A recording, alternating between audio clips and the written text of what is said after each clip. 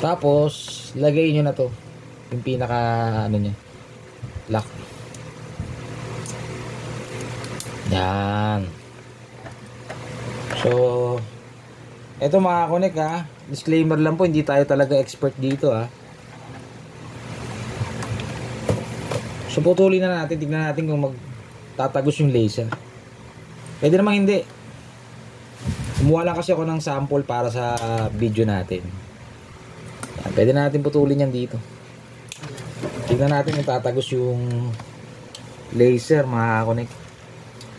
So ito yung laser pampatagos nung ilaw dito sa fiber.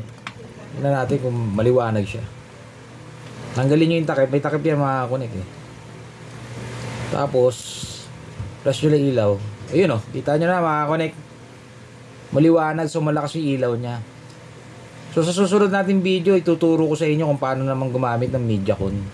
Kasi Mediacon pa yung gamit ng bossing natin mga connect. So hanggang dito na lang tong video na to mga connect.